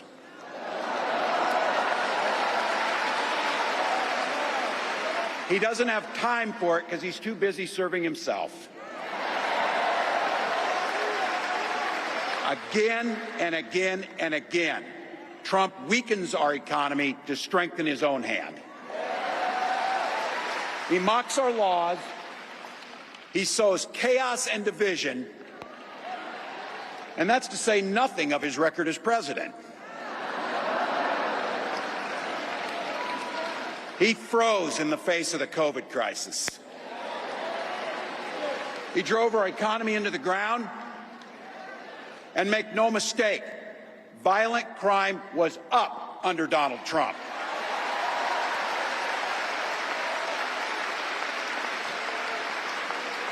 That's not even counting the crimes he committed.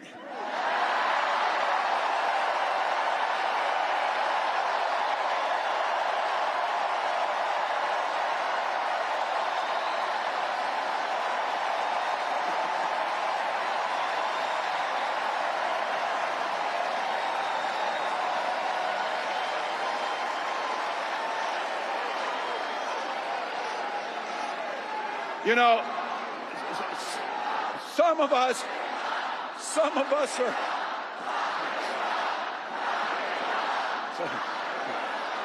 some of us in here are old enough to remember. I see you down there. I see those old white guys. Some of us are old enough to remember when it was Republicans who were talking about freedom. It turns out now what they meant was the government should be free to invade your doctor's office. In Minnesota, we respect our neighbors and their personal choices that they make. Even if we wouldn't make the same choice for ourselves, there's a golden rule. Mind your own damn business.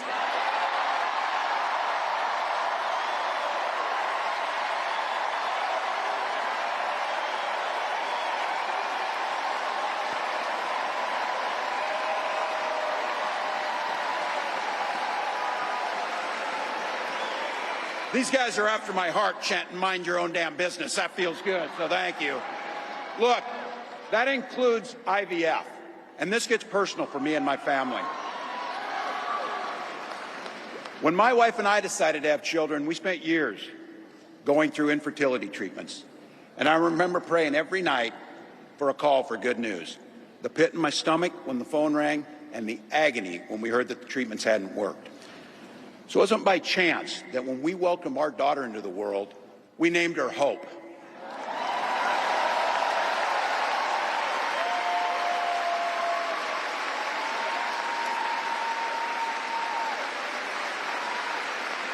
When Vice President and I talk about freedom, we mean the freedom to make your own health care decisions. And for our children to be free to go to school without worrying they'll be shot dead in their classrooms.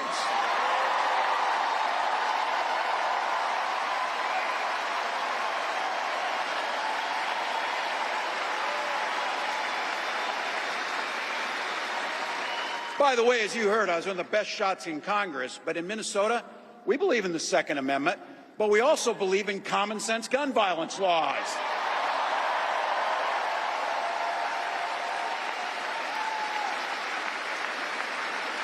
Vice President Harris' idea of freedom is a ticket for education to be that ticket to the middle class, not crippling debt. Air that's clean, water that's pure, communities that are safe.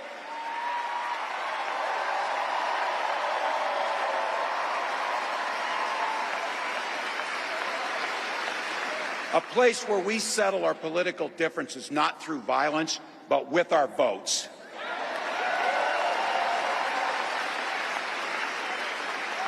And that's what this election's about. What direction will this country go in? He's not going back. Well, Donald Trump would damn sure take us backwards. Let's be clear about that. And don't believe him when he plays dumb. He knows exactly what Project 2025 will do to restrict our freedoms.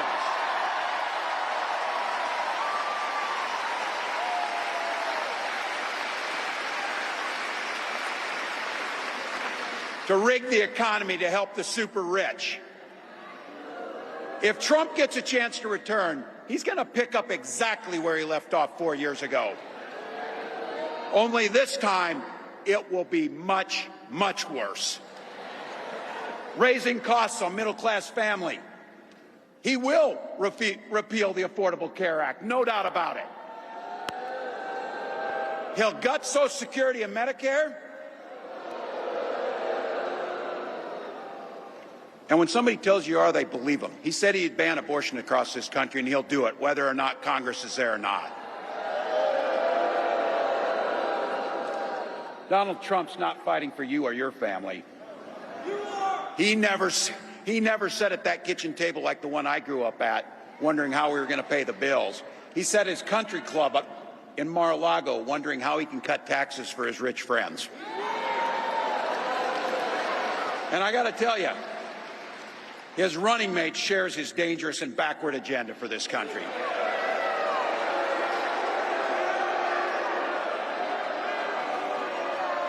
J.D. Vance literally wrote the foreword for the architect of the Project 2025 agenda.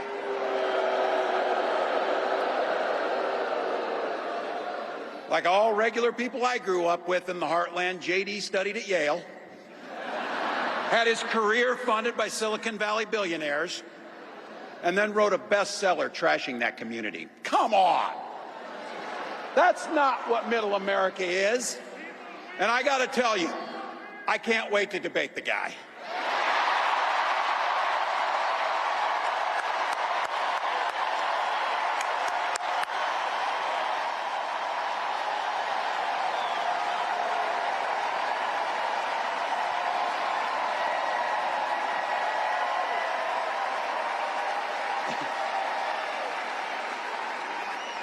That is, if he's willing to get off the couch and show up. So. See what I did there?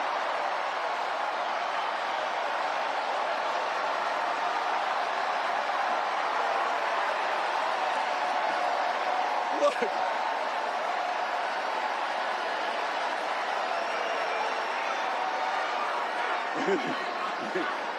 I got to tell you, pointing out just an observation of mine that I made. I just have to say it. You know it, you feel it. These guys are creepy, and yes, just weird as hell. That's what you see. That's what you see.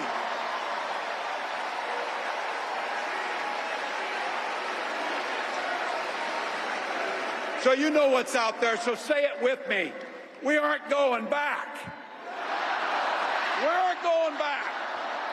We are not going back.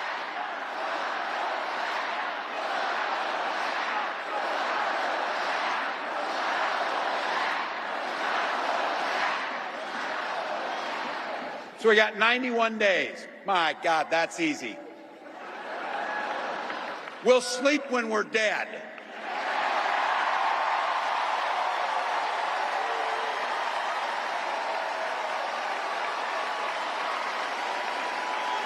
Over those next 91 days and every day in the White House, I'll have Vice President Harris's back. Every single day. And we'll have yours.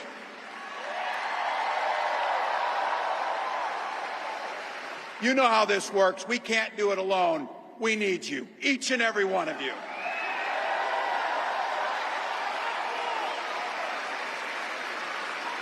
Go over to KamalaHarris.com, get on board, because we need you. Freedom to make our own choices. This leader, this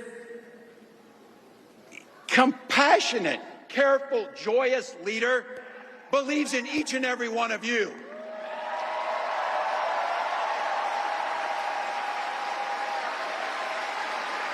My God, you came here tonight to sit at the very top because you love this country and you're not going back.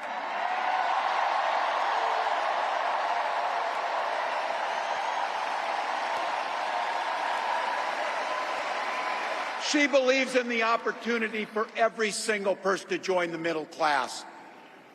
She believes in the promise of America. We just got to fight. We just got to fight. Because as soon-to-be President Harris says, when we fight, we win.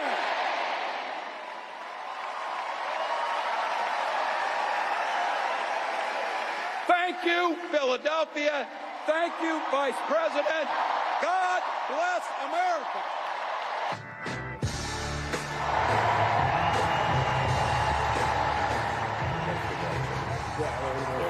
And there you have it.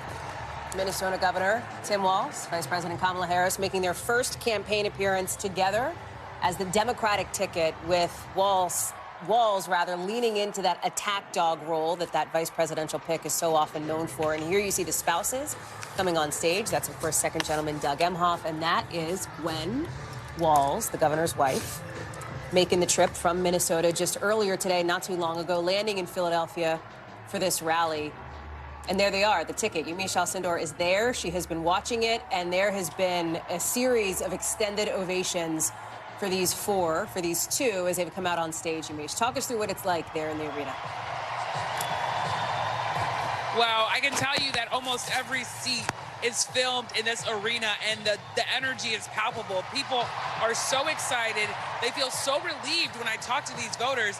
And you just heard it. These two Democratic candidates now, who are officially going to be the nominees for the Democratic Party for president and vice president, they are saying that they are not going back. They had this crowd chanting things like "lock him up," talking about Donald Trump. You had the Vice President Harris first come on stage and talk about the fact that she believes that Tim Walz is a great person to have her back, someone that she can trust. And also she talked about his bio, and I mean, he checks off so many of the boxes that she was looking for and the Democrats were looking for. Let's just talk to some of them. He's someone who knows firsthand what it's like to have an IVF journey, a fertility journey.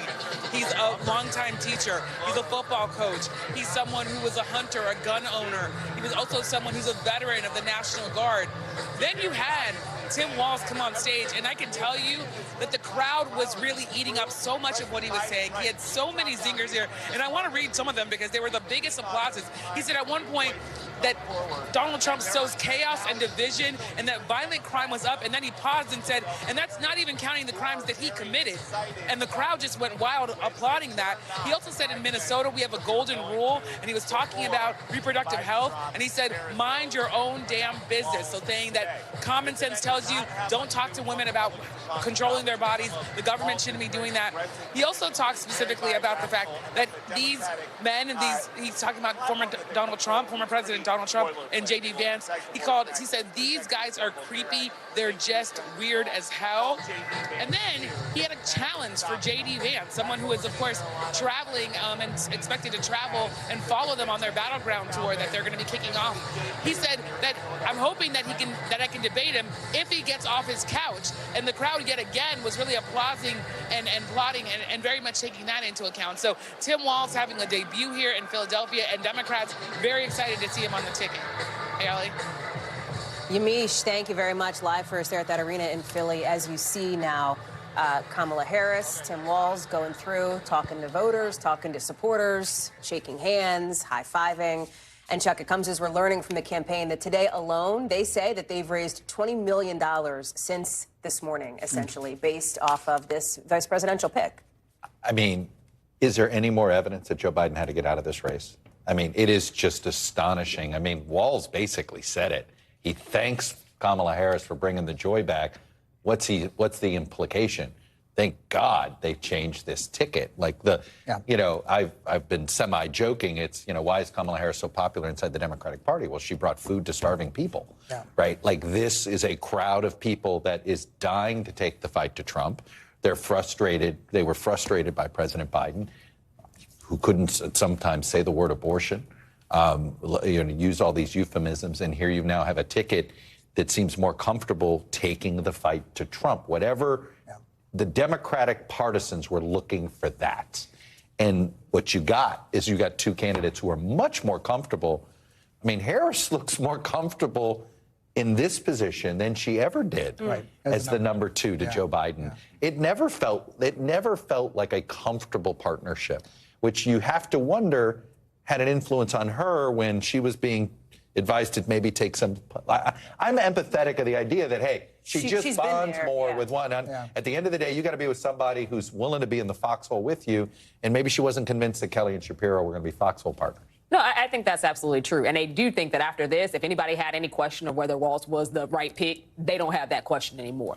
I think that throughout that process, we watched them bounce off of each other. Walz was able to land some really hard jabs, but he's also an affable character. So there are jabs that were landed, but it wasn't extremely aggressive. I think that he's one of those people who's extremely likable. He's someone who can reach across multiple different demographics. He's someone who's an amazing storyteller in a way that I think is really going to reach folks, and they'll remember it. But the more important thing here, I think, besides the fundraising capacity and the volunteers that we've seen, is that there is an excitement. And a lot of folks thought, well, her VP pick could upend that excitement. That idea is gone. So that's the view, obviously, from the Democratic side, Amisha. From the Republican side, Mark, do you believe, looking at what we've just watched over the course of the last hour, that perhaps the Trump campaign is underestimating the Harris-Walz ticket? I think that Governor Walz, for those who've known him in Congress and the service as governor, he's a very friendly person, actually. He's hard, I think, in some ways to demonize. But even though he won a Republican House seat, his record as governor has been very progressive, as has her record in the Senate. And so I think this is an extremely progressive left-wing ticket for the Democrats. I think it gives Republicans a lot of opportunities to oppose. I think the question is, can they actually put together that sort of campaign and attack on the record on the border, on other issues? It seems that the unity campaign of the Trump campaign is more focused on attacking popular Republican governors like Brian Kemp, as opposed to actually taking the case to the American people about where, I think there are huge vulnerabilities with this ticket. But I'm not confident the Republican presidential campaigns will be able to actually expose those vulnerabilities. Of course, the question now, and we've been talking about it, it is obviously a significant moment for the Harris campaign. It is one of the biggest decisions that she's had to make so far in this very fledgling campaign of hers, all of it happening on a compressed timeline. We'll expect to hear from both her and the governor at the Democratic National Convention in just a couple of weeks. But how much is this VP pick really going to move the needle, Peter? Well, look, most vice presidential picks do not actually change things unless they are mistakes, right? Because they can hurt you. They don't necessarily help you that much. But there was something there that I was really struck by, the sort of happy warrior energy that was really striking. And you have to go back a ways to find that in American politics. The last number of cycles, we haven't had a lot of people who were happy as they were waging their battles. It was kind of mean or stern or serious or what have you. We were in the middle of a pandemic. That's what I was thinking. That's Clinton about where I could go back. That kind of energy between the two candidates. But of course, they vibed. The most famous happy warrior, of course, was Hubert Humphrey. Didn't work for him in '68, so you don't necessarily win just because of that. But the Democrats, as you say, have been so hungry for somebody to lead them, to make the argument against Trump, to take them and to seem to channel the passion and the energy that they have. They haven't been able to find that with Biden, obviously, in the last couple cycles. It seems like, to the point that you're making, Amisha, it seems like there are some Democrats who were thirsty for somebody who would land some punches on Donald Trump and J.D. Vance in a way that President Biden had not successfully, in their view, been able to do. You saw Walz take some swings at that today. No, I mean, look, and by the way, that's probably also how he talked his way onto this ticket. I do think the vice president, she had not been happy with how the Biden West Wing had sort of handled incoming from conservative. Thought they didn't fight back hard enough. Obviously, she thought they didn't fight back hard enough defending her at times. And I do think that mattered to her. I think Walz's ability to puncture the online world, getting a jab at the right in a way that broke through that Democrats regularly have trouble doing. I think that played to her biases, meaning that's what she's looking for. And I think she sees somebody.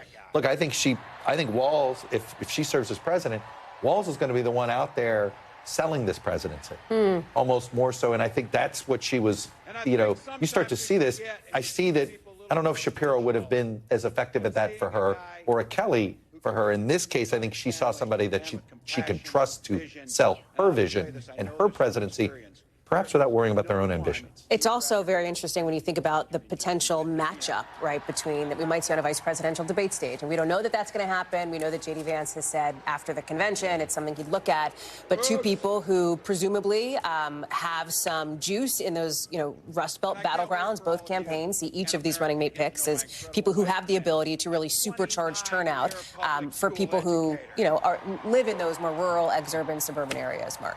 I think you're going to have a vice presidential debate. I think it formats to J.D. Vance's advantage in a lot of ways. He does a lot better jousting on Sunday shows and one-on-one than he does speaking, in a big auditorium, as Walz just did. So I think it's to his advantage to accept the debate. I think you'll have one. I don't. Do you think you'd get a VP debate, though, if there isn't a presidential? Right. I do. I think that you'll have a VP debate either way. You're more confident in a VP debate. I think you're going to get both. I really do, Chuck. But I think that, I think you'll have one. Of course, the question is when. We know that former President Trump is going to probably be on Fox September 4th. We know that Kamala Harris, the vice president, is probably going to be on ABC on September 10th. Question is, when do they show up face-to-face together? Probably after that, no? Yeah. And early voting starts right around that time, by the way. Look, if the Donald Trump that showed up in the National Black Journalists Association, if that Donald Trump is the one that's going to show up for the debate, the former Marine Chris LaCivita is going to jump on debate invites like they're live grenades. I don't know if I would there is no good that will come out of that for Trump. Yeah, I don't think there's any good. There's been a huge turn in 3 weeks. If Trump is actually behind, you'll make sure that he's at a debate. Well, that I agree with. Quick final thoughts to you.